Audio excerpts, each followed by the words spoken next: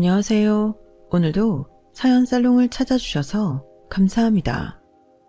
눈에 넣어도 아프지 않을 외동아들을 먼저 보낸 60대 여성입니다.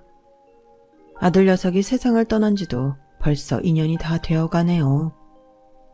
저는 26에 남편과 사별하고 아들 녀석 하나 보고 살아왔습니다. 그런데 박복한 내 인생은 하나뿐인 아들 녀석마저 먼저 하늘로 데려가더군요. 영정사진 속 환하게 웃고 있는 아들 녀석을 보니 가슴이 갈갈이 찢기는 기분이었습니다. 더는 살 자신이 없더라고요. 그래도 모진 목숨을 버리지 못하고 붙잡고 있었던 건 딸 같은 며느리와 손녀, 손자 때문이었습니다. 하루아침에 가장을 잃고 길바닥에 나앉게 된 애들을 보니 내가 이렇게 넋놓고 있으면 안 되겠다는 생각이 들었거든요. 그래서 없는 힘까지 짜내서 자리를 털고 일어났는데 글쎄 며느리가 자식 새끼들도 버리고 재혼을 한다지 뭡니까. 그 말을 듣는데 억장이 무너지는 것 같더라고요. 아무리 남자한테 미쳐서 눈이 뒤집혀져도 그렇지 제 속으로 낳은 새끼들까지 버리고 이럴 수 있냐고 악을 쓰고 반대를 했는데도 끝내 옷가방 하나 들고 쌩하니 집을 나가더군요. 독한 년, 벼락 맞아 되져라. 속으로 얼마나 빌고 빌었나 몰라요. 그런데 집 나간 지 3년이 조금 안 된 어느 날 며느리가 다시 저를 찾아온 겁니다. 집 나갈 때 들고 갔던 가방을 그대로 든 채 말이죠. 그러면서 제게 그간의 이야기를 들려주는데 너무나도 기가 막힌 일이라 며느리를 끌어안고 한참을 울었답니다. 그럼 지금부터 우리 며느리가 사별한 지 3개월 만에 재혼해야 했던 눈물겨운 사연을 전해드릴게요. 저는 찢어지게 가난한 집에서 나고 자라서 가방끈이 짧았어요. 중학교도 겨우 졸업을 할 수 있었거든요. 제 또래 사람들의 견주어 봐도 학벌이 떨어지는 게 사실이었죠. 공부가 싫어서 고등학교에 진학을 안 한 건 아니었는데도 주변 시선은 그렇지 않더라고요. 요즘 세상에 중졸이 뭐니? 얘, 그 학벌로 무슨 일을 하겠다고 그래? 우리 가게는 최소한 고졸은 돼야 하니까 다른 데 알아봐. 20살 나이에 서울에 처음 올라와 일자리를 찾아다니는데 짧은 제 학벌이 매번 발목을 잡았어요. 고작해야 지하 상가에서 물건 파는 일을 하는데도 왜 학벌을 따져대는지 알 수 없었지만 주인장 마음이 그렇다니 도리가 있나요.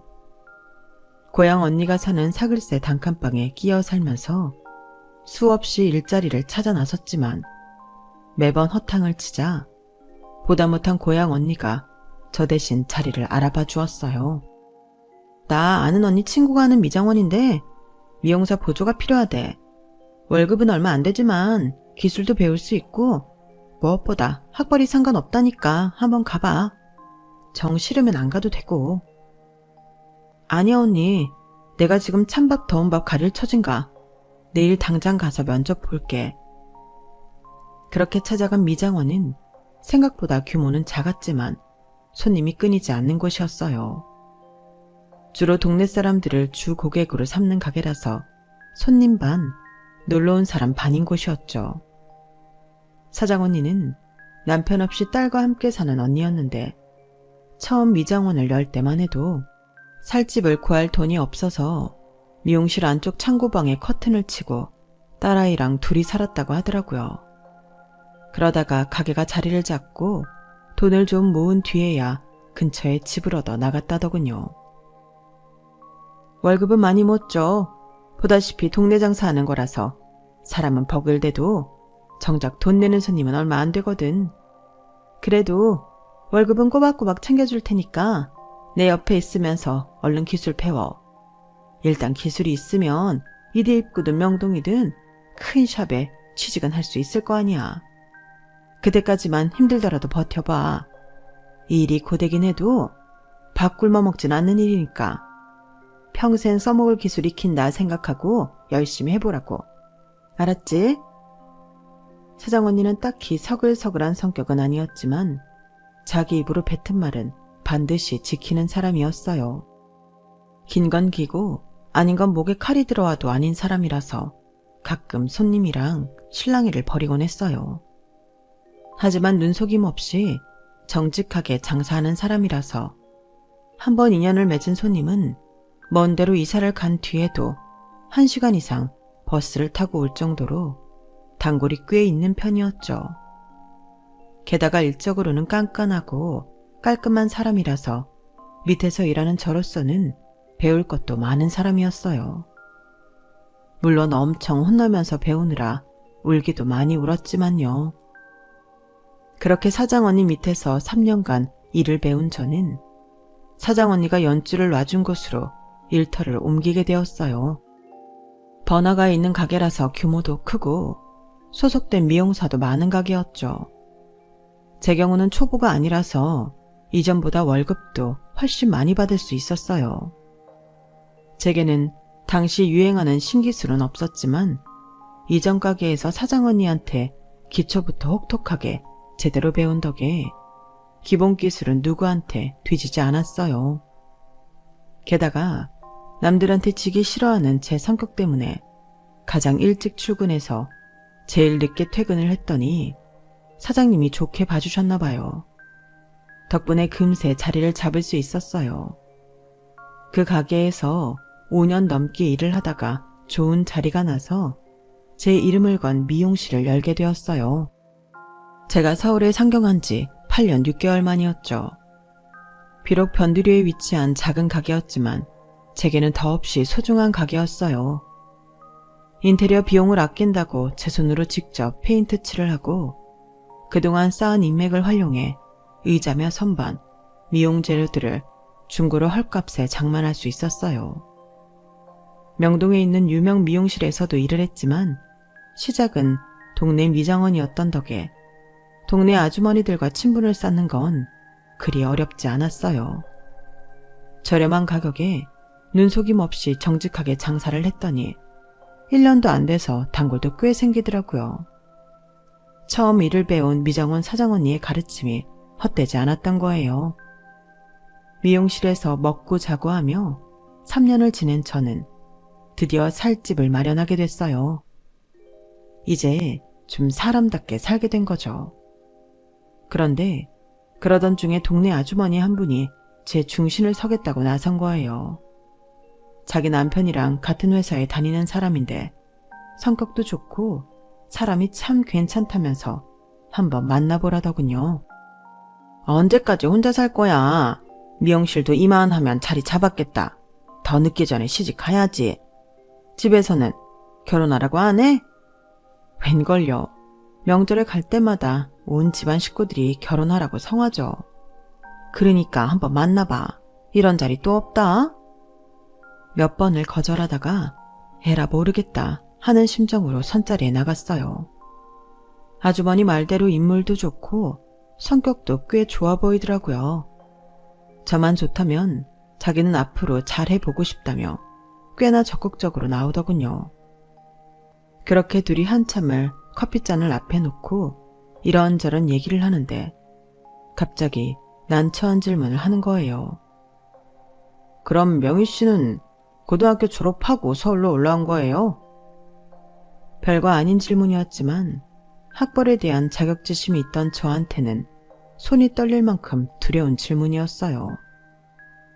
그래서 대답도 못하고 멍하게 있었는데 아, 고등학교는 서울에서 나왔나 보구나. 어느 고등학교 나왔어요? 저는 고등학교는 못 다녔어요. 집안 사정이 안 좋았거든요.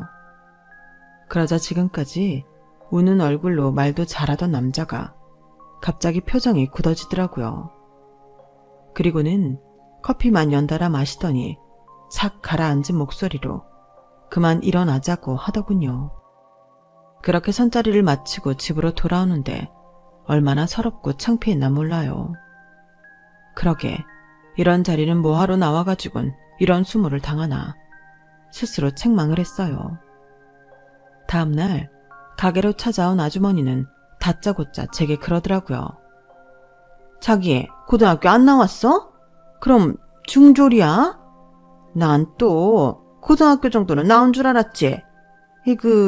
내가 진작 물어보고 손자를 잡는 건데 실수했네. 아니, 그놈도 그렇지.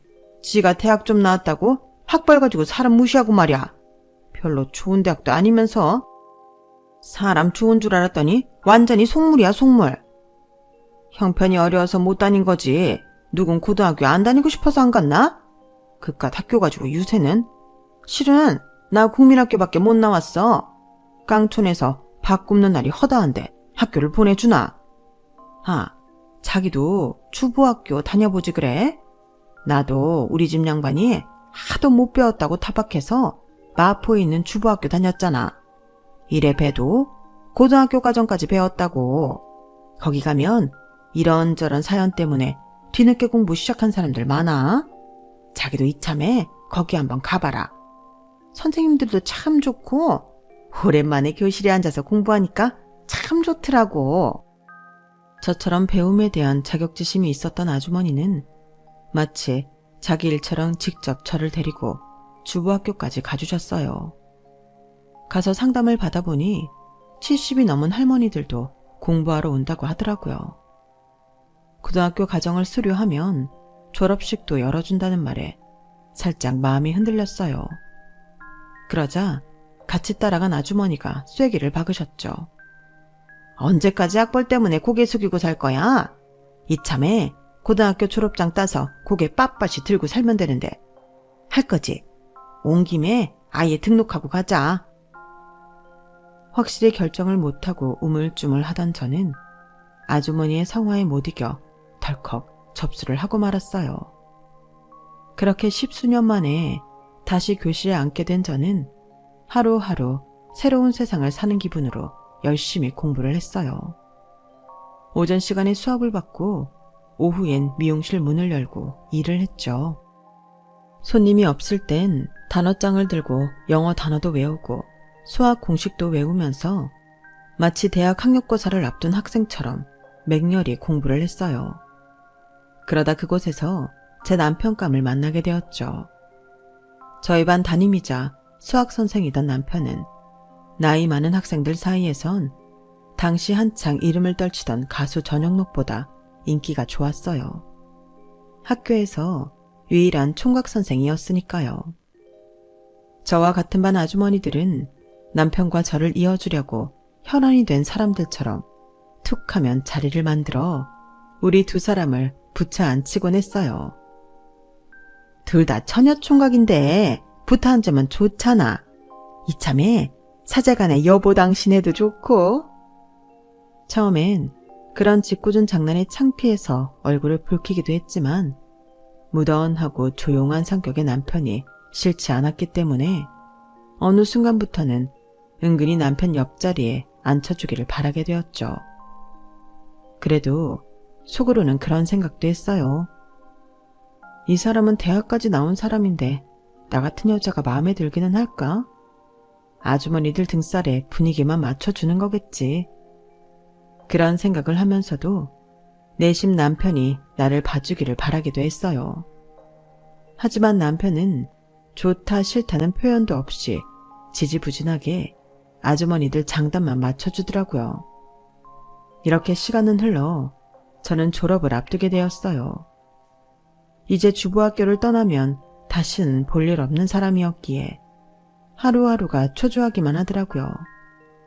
그리고 드디어 졸업식 날. 그렇게 바라던 고등학교 졸업장을 손에 쥐는 날이었음에도 저는 조금도 기쁘지 않았어요. 오늘이 남편을 만나는 마지막 날이라는 걸 알기 때문이었죠. 그렇게 졸업장을 받고 그간 수고해주신 선생님들을 모시고 식사를 하러 갔어요. 신이 난 아주머니들은 2차로 맥주를 마시러 가자고 했지만 저는 미용실 문을 열어야 해서 식사만 마치고 바로 일어나야 했어요. 그래서 먼저 인사를 하고 밖으로 나왔는데 뒤에서 남편이 저를 부르며 달려나오더라고요. 손에는 프리지아 꽃다발을 들고 말이죠. 졸업 축하해요. 그동안 정말 고생 많았어요. 꽃다발을 내밀며 환하게 웃는 남편을 보니 나도 모르게 울컥하더라고요. 그러자 남편은 당황한 표정으로 이러지도 못하고 저러지도 못한 채 난처해 했죠. 선생님은 그렇게 좋으세요? 이제 다시 볼 일 없는데도요? 그러자 남편이 그러는 거예요. 왜 못 봐요? 난 앞으로 명희 씨가 하는 미용실에 머리하러 갈 생각인데? 아, 거기서 남자 머리는 안 하는구나.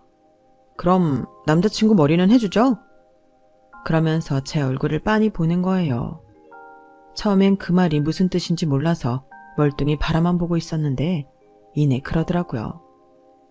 나랑 사귀고 앞으로 내 머리는 명희 씨가 해줘요. 그제야 말뜻을 알아먹은 저는 헛웃음을 치며 눈물을 글썽거렸어요. 그렇게 사제지간에서 연인 사이가 된 우리는 1년 조금 넘게 연애를 하다가 결혼을 하게 됐어요. 지금이야 자식 결혼에 부모가 등골까지 뺏어주는 시대지만 그때만 해도 그런 게 어디 있나요? 없으면 없는 대로 형편껏 준비해서 시작했죠. 박봉인 남편은 사실 벌어놓은 게 거의 없었어요. 형제들과 함께 살고 있던 작은 전셋집이 다였으니까요. 그나마 그 집을 빼면 동생들이 갈 곳이 없어서 난감한 처지였죠. 그래서 결혼 생활은 제가 살던 전셋집에서 시작했어요. 살림살이도 이미 다 있겠다. 딱히 돈 들여 살 필요도 없어서 있는 대로 살기 시작했죠. 신혼의 단꿈에 젖어있던 그때 우리 집에는 하루가 멀다 하고 불청객들이 들이닥쳤어요. 제 친정도 그렇고 시댁도 그렇고 시골에서 농사 짓는 집들이라서 주변이 친인척들이 모여 살았거든요. 그렇다 보니 서울로 상경하는 친인척들은 죄다 저희 집으로 몰려오는 거예요. 저는 미용실도 꾸려야 하는데 시골에서 시댁 식구들이 올라올 때마다 가게 문을 걸어 잠그고 집으로 달려가야 하니 정말 죽을 맛이더라고요. 그렇다고 오지 말라고 할 수도 없고 벙어리 냉가슴만 앓고 있었죠. 그래도 생각해보면 그때가 좋았는지도 몰라요. 손 가는 것도 많고 신경 쓸 일도 많았지만 그래도 하루하루가 사람 사는 맛도 나고 좋았어요. 적어도 외로울 틈은 없었으니까요. 결혼하고 이듬해에 임신을 한 저는 만삭이 돼서도 일을 했어요. 제 일이 하루 손 놓으면 손님이 떨어지는 일이라 그렇기도 하고 아이를 낳고 나면 몸조리 하느라 얼마간 쉬어야 하는 데다가 앞으로 돈 들어갈 일이 천지기 때문에 조금이라도 더 벌어놓으려고 그런 거였죠. 물론 남편이 벌고는 있지만 선생 봉급이 얼마나 되나요? 제가 버는 돈의 반의 반도 안 되는걸요. 그나마도 남편이 벌어오는 돈에서 일부분은 시댁으로 흘러들어가곤 했어요. 동생들 학비가 없다. 농사가 잘 안 돼서 다음에 농사 지을 종자 살 돈이 없다. 이리저리 많은 이유로 돈 보내달라는 소리를 하셨거든요. 장남이 남편은 그럴 때마다 자기 버스비까지 아껴가며 보내드렸어요. 저희 친정은 뭐 다른가요? 딸이 서울에서 미용실을 한다고 사돈의 팔촌까지 친인척들을 저한테 일 가르치라고 올려보내는데 미치겠더라고요. 그래서 결국 예전에 제가 지내던 가게 한 켠자리에 육촌 여동생을 데려다 놓고 일을 가르치게 되었죠 뭐. 지금이야 친인척 간에도 거리를 두고 살지만 그때만 해도 다들 그렇게 뭉쳐 살곤 했기 때문에 그러려니 하고 살았네요. 그렇게 바쁘게 살아가는 사이 제 출산일이 되었어요. 그날도 저는 미용실에서 파마를 말다가 진통이 와서 병원으로 가게 되었죠. 남편은 아직 퇴근 전이라서 육촌 여동생이 학교에 전화를 해두었다고 하더군요. 남편네 학교에서 제가 있던 산부인과까지는 버스로 20여 분 거리였는데 1시간이 넘게 진통을 하는데도 남편이 오지 않는 거예요. 이 남자가 수업 다 마치고 올 생각인가 싶어 조금 서운했지만 진통이 심해서 그마저도 금세 잊고 말았어요. 얼마나 지났는지 모르겠지만 저는 분만실로 옮겨졌고 남편도 오지 않은 상황에 출산을 하게 되었죠. 아들이었어요. 남편과 나중에 누굴 닮았는지 알아챌 수 없을 정도로 아기는 빨갛고 쭈글거렸죠. 기분이 이상하더라고요. 이 아이가 정말 내가 낳은 아이가 맞나 싶기도 하고 내 몸속에서 이 어린 게 어떻게 10달을 버티고 살았나 신기하기도 하고 무엇보다 가슴속 깊은 곳에서 울컥하는 무언가가 치밀어 오르는 것 같아서 눈물이 그치지 않았어요. 힘겨운 출산을 마치고 병실에 누웠는데 그제야 아직도 남편이 오지 않았다는 걸 알게 됐지 뭐예요. 해도 너무한다는 생각에 도대체 언제 오는지 두고 보자는 생각까지 이르렀어요. 그렇게 시간은 흘러 저녁밥이 나오는 시간이 됐는데 육촌 여동생이 눈물 범벅이 돼서는 병실로 달려들어왔지 뭐예요. 언니, 어떡해. 형부가. 말도 채 믿지 못하고 육촌 여동생은 주저앉아 울었어요. 그리고는 믿을 수 없는 말을 전했죠. 남편이 병원으로 오던 중 오토바이에 치여 세상을 떠났다는 거예요. 그 말을 듣는데 거짓말 같더라고요.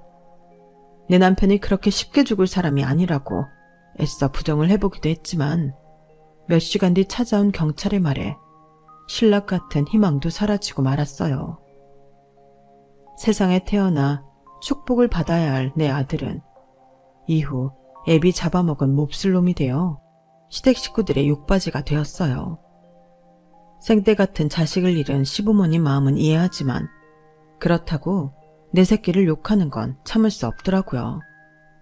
지금 이 순간 가장 슬프고 힘든 건 바로 나와 내 아들인데 왜 자기들이 우리 모자를 죄인 취급하는지 억울하고 원망스럽기만 하더라고요. 남편의 장례가 끝난 뒤로 시댁과는 연을 끊게 되었어요. 밥도 목구멍으로 안 넘어가고 온몸에 힘이 쭉 빠진 채로 시체처럼 누워 지냈어요. 그 와중에 육촌 여동생은 애 젖을 물려야 하니 미역국이라도 먹으라며 매 끼니 때마다 밥상을 차려다 주더군요. 미역국을 내려다보면서 아이고 뭐고 남편 따라 저 세상으로 갈까 하는 생각이 들더군요. 어미 마음은 이런데도 어린 아들은 어떻게든 먹고 살겠다고 제 가슴을 부여잡고 젖을 빠는데 그 모습이 이기적으로 보이면서도 한편으론 가엾게 느껴졌어요. 이 어린 게 앞으로 아빠도 없이 살아야 하는데 지처지를 알기는 알까? 네 잘못이 아닌데도 평생 애비 잡아먹은 자식이랑 꼬리표를 달고 살아야 하는데 가슴은 또 얼마나 아플까? 이런저런 생각을 하는데 젖을 먹고 배가 부른 아들이 저를 보고 싱긋 웃더라고요. 그 웃음에 나도 모르게 입가에 미소가 번졌어요. 그래, 어린 너도 살겠다고 힘을 내는데 어미인 내가 이러고 있으면 안 되지. 남편이 남겨준 내 새끼 어떻게든 남부럽지 않게 키워서 나중에 저승에 가서도 남편한테 큰 소리 쳐야겠다 싶더군요. 결국 저를 일으켜 세운 건 갓 태어난 내 아들이었어요. 처음 육촌 여동생을 데리고 있으라는 친정 아빠의 말을 들었을 땐 왜 나한테 이런 짐을 떠넘기나 싶었는데 남편이 떠나고 홀로 아이를 키우다 보니 육촌 동생마저 곁에 없었으면 어쩔 뻔했나 싶더라고요. 남편 상을 치르고도 먹고 살기 위해 미용실 문을 열어야 했던 저는 아이를 데리고 가게에 나와야 했어요. 손님을 보고 있을 때는 육촌 동생이 저 대신 아들을 업고 잠을 재우곤 했죠. 육촌 여동생은 우리 아들이 국민학교에 입학할 때까지 저와 함께 살았어요. 진작 더 큰 미용실로 옮겨도 됐었지만 저 혼자 애 키우고 사는 게 걱정된다며 끝까지 곁을 지켜주더군요. 아들 녀석은 죽은 채 아빠를 본 적도 없으면서 밥 먹을 때 모습이나 성격까지 쏙 빼닮았더라고요. 시도둑질은 못한다더니 신기하게 아들의 모습에서 남편이 보이곤 했어요. 아빠 없이 자라는 게 어린 아들한테도 힘겨운 일이었을 텐데도 아들 녀석은 단 한 번도 불평을 하거나 원망을 하지 않았어요. 그때만 해도 집에서 목욕을 하기 힘들었기 때문에 주말마다 대중 목욕탕을 다니곤 했는데 어릴 땐 아들을 여탕에 함께 데리고 다녔지만 국민학교에 들어간 뒤로는 눈치가 보여서 그럴 수가 없더라고요. 그래서 아들 혼자 남탕에 보내놓으면 제대로 때를 못 밀어서 아쉬울 때가 많았어요. 그래서 한 번은 육촌 여동생이랑 수다를 떨면서 그 얘기를 했더니 주말마다 지 남편을 우리 집에 보내더라고요. 우리 아들 데리고 목욕탕에 가라고요. 그때 그 일이 너무 고마워서 지금까지도 육촌 여동생네 일이라면 제가 발벗고 나선답니다. 하루 종일 미용실에서 손님들 머리를 하느라 밥대 놓치기 십상이고 다른 집 엄마들처럼 앉혀놓고 공부도 가르쳐주지 못했는데도 아들 녀석은 지 아빠 머리를 닮아 그런가 공부를 곧잘 했어요. 엄마 걱정에 사춘기 때도 반항 한번 않고 힘든 일이 있어도 내색 않고 혼자 이겨내는 착한 아들이었죠. 그런 아들이 대학에 들어가고 군복무를 마치고 직장 생활을 하게 되기까지 울기도 많이 울었어요. 남편의 빈자리는 시간이 지날수록 덜 느껴지기는 했지만 그래도 불쑥불쑥 찾아드는 불청객처럼 잊을만 하면 그 존재가 사무치게 그리워지곤 했거든요. 특히나 아들 녀석이 대학 때부터 사귀던 여자친구랑 혼담이 오고 갈 때는 더더욱 그랬어요. 여자 쪽 부모가 재력도 있고 사회적 지위도 있는 사람들이었는데 홀어머니 밑에서 자란 제 아들을 탐탁지 않아 했거든요. 특히 그 집 아버지가 제 아들 면전에 대고 애비 얼굴도 모르고 자란 놈이 부모 노릇은 제대로 하겠냐는 소리를 하며 결혼을 반대했다는 소리를 들었을 땐 심장이 갈갈이 찢기는 기분이었어요. 그런데도 아들 여자친구는 그걸 아무렇지도 않게 내 앞에서 떠들지 뭡니까? 우리 아빠가 저를 너무 아끼시거든요. 그러니 오빠가 나랑 결혼하려면 그런 말 정도는 감수해야죠. 안 그래요, 어머님? 티끌 하나 없이 말끔한 얼굴로 이런 소리를 하는데 어찌나 속이 뒤집어지던지. 그런데 이게 끝이 아니었어요.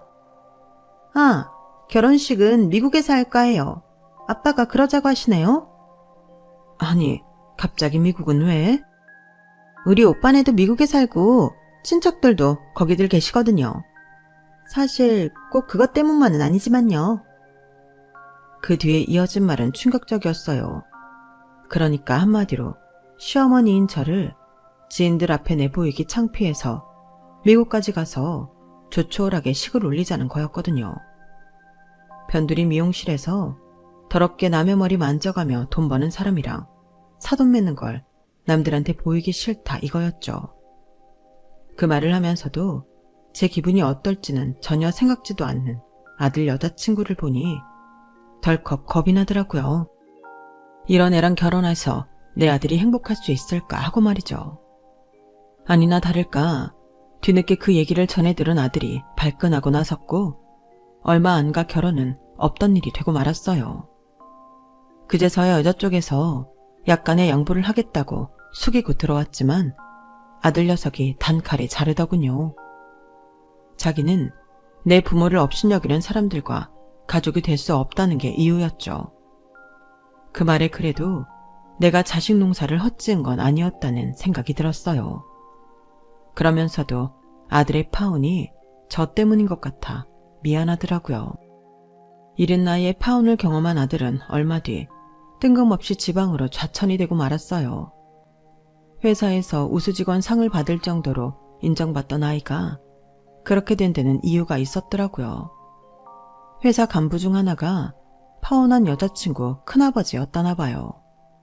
파혼 이후 대놓고 제 아들을 괴롭혔던 모양인데 그러다 지방으로 좌천까지 보내버린 거였죠.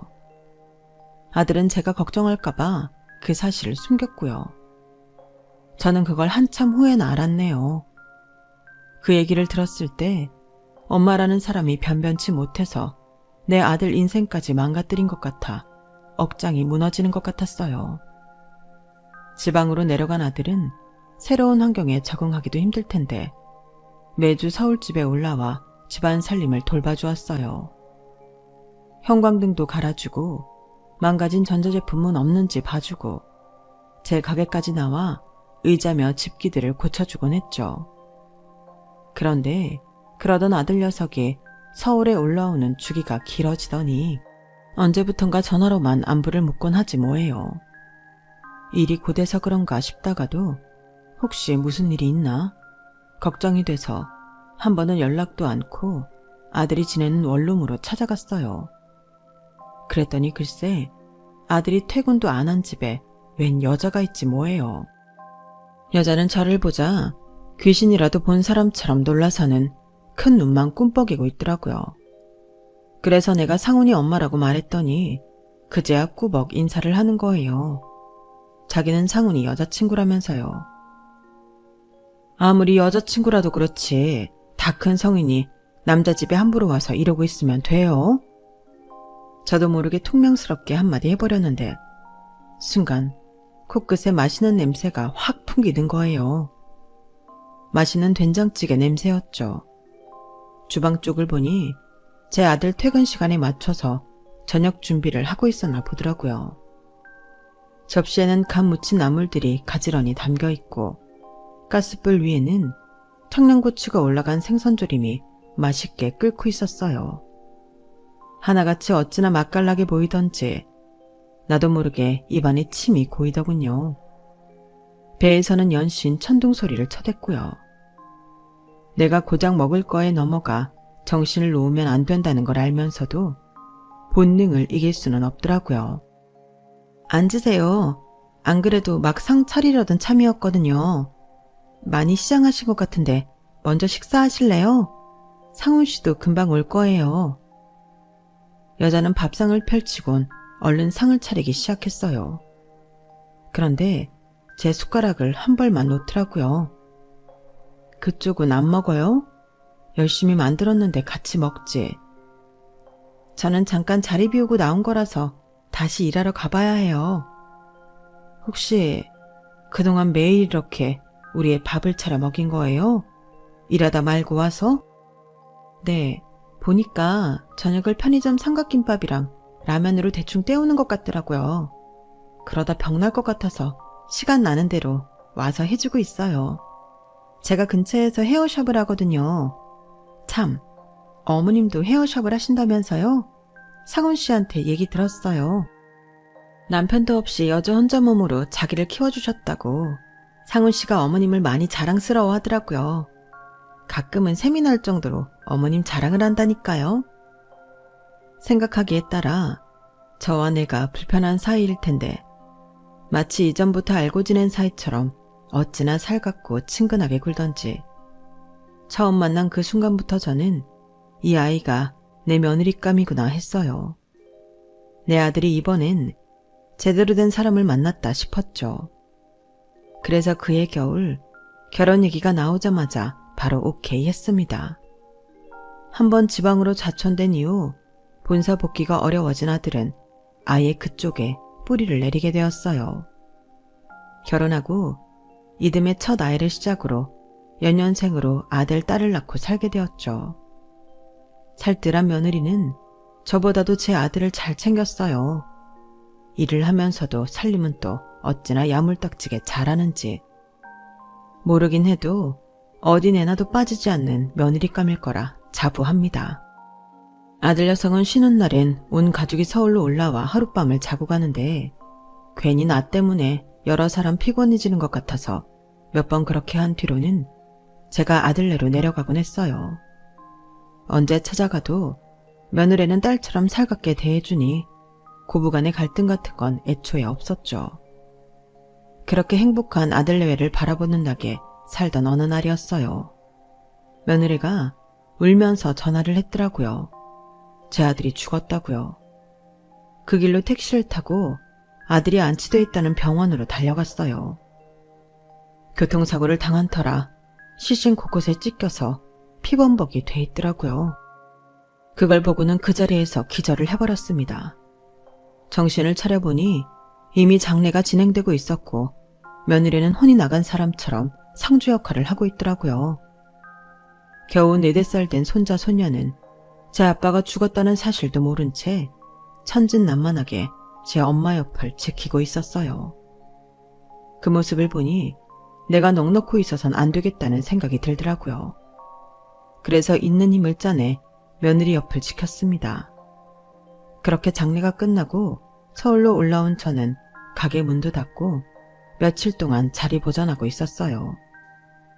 그런데 벨소리가 들리기에 나가보니 며느리가 두 아이를 데리고 왔지 뭐예요. 아이들 앞이라 애써 눈물을 참으며 그러더라고요. 어머님, 저희 좀 여기서 살게 해주세요. 저희가 갈 곳이 없어요. 그게 무슨 소리냐? 니들 집이랑 가게는 어쩌고 갈 데가 없어? 그제야 며느리는 참았던 눈물을 뚝뚝 흘리며 자초지종을 얘기해 주었어요. 우리 아들이 회사를 그만두고 사업을 시작하려고 집이며 가게를 담보로 여기저기서 대출을 받았는데 동업자 놈이 홀라당 들고 도망쳤다는 거예요. 장례식이 끝나자마자 채권자들이 들이닥쳤고 옷까지만 겨우 챙겨 나왔다고 하더군요. 아들 죽은 지 얼마나 됐다고 이런 기가 막힌 상황이 벌어지나 싶어 주먹으로 가슴을 팍팍 치며 한참을 울었습니다. 그래, 잘 왔다. 그래도 내가 살아있길 잘했나 보다. 내 새끼들 살터전은 마련해 줄 수 있으니 앞으로는 아무 걱정 말고 나랑 살자. 그렇게 며느리와 손주들을 데리고 살게 된 저는 더는 자리 보존하고 있을 수가 없었어요. 내 아들이 남긴 자식들을 내 손으로 키워야 했으니까요. 제가 가게 문을 연 사이 며느리는 아이들이 다닐 어린이집을 알아보고는 일자리를 찾겠다고 나섰어요. 혼자 그 큰 집에 남아 있었다면 죽은 아들 생각에서 헤어나기 힘들었겠지만 그래도 며느리랑 손자 손녀가 함께 있으니 그런대로 참고 살겠다는 생각이 들었어요. 그런데 아들 장례를 치른 지 3개월 만에 며느리가 대뜸 재혼을 하겠다고 그러지 뭡니까? 어머님, 저요 기왕 새 출발하는 거 깨끗하게 시작하고 싶어요. 애들도 이 집 성씨니까 어머님이 맡아서 키우세요. 아니, 그게 무슨 소리냐? 지금 네 자식들을 버리고 가겠다는 거냐? 네가 그러고도 애미야? 자식이 내 인생 대신 살아주는 거 아니잖아요. 어머니만 봐도 그렇잖아요. 기껏 키운 아들이 어머님한테 해준 게 뭐 있어요? 먼저 세상 떠나면서 어머님 가슴에 대목 박은 거밖에 더 있어요? 전 그렇게는 안 살 거예요. 그러니까 어머님 손주들은 어머님이 맡아서 기르세요.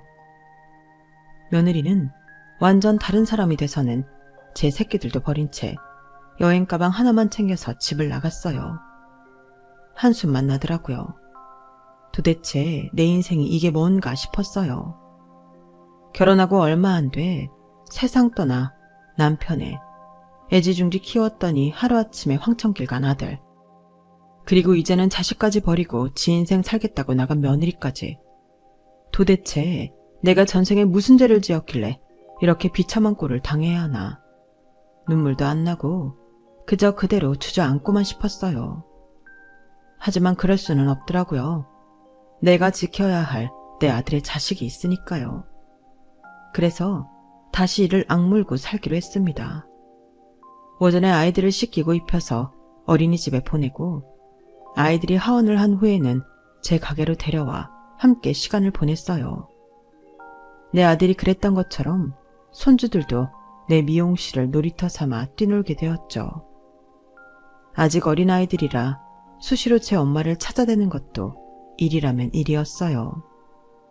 백반만 자면 올 거라는 거짓말로 아이들을 달래고, 그래도 안 되면 아이들이 좋아하는 초콜릿과 사탕으로 환심을 사가면서 어르고 달래면서 지낸 2년 반이었습니다. 그날도 엄마를 찾는 손주들과 한참을 씨름하다가 겨우 재워놓고 거실로 나왔는데 초인종 소리가 들리지 뭡니까? 다 늦은 밤에 찾아올 사람도 없는데 말이죠. 그래서 잔뜩 긴장한 채 현관문을 열었는데 글쎄 집 나갔던 며느리가 돌아온 거예요. 나갈 때 가지고 갔던 옷가방을 그대로 든 채 말이죠. 니년이 여기가 어디라고 찾아와? 불같이 화를 내며 며느리한테 쏘아붙였더니 며느리가 눈물을 글썽이며 저를 끌어안기 뭡니까? 이건 또 뭐하는 짓인가 싶어 밀어내려는데 그러는 거예요. 어머님, 이제 다 끝났어요. 내 남편 죽게 만든 그놈 제 손으로 부셔버렸어요. 이제 우리 그이도 편히 눈 감을 거예요. 그렇게 시작된 며느리의 얘기는 날이 새도록 이어졌어요. 알고 보니 며느리는 자기 살 길 찾아 나간 게 아니라 제 남편을 속여서 돈을 뺏고 죽음까지 몰고 간 사기꾼 놈한테 찾아가 그놈을 꿰어냈더라고요. 어떤 감언이설로 그놈을 홀렸는지는 세세히 물을 수는 없었지만 본처와 이혼까지 시켰다는 말을 듣고는 어안이 벙벙해졌어요. 그런데 그게 끝이 아니더라고요. 내 아들처럼 그놈한테 사기를 당한 사람들을 모아 도박판까지 벌였더라고요.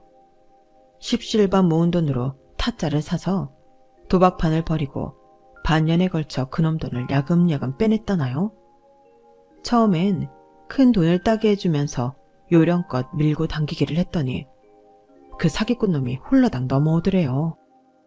그리고는 마지막으로 악덕 하우스 업장에 끌고 가 남은 전 재산을 탈탈 털어먹고는 업장에서 거액의 돈까지 빌리게 하고선 알거지로 만들었대요.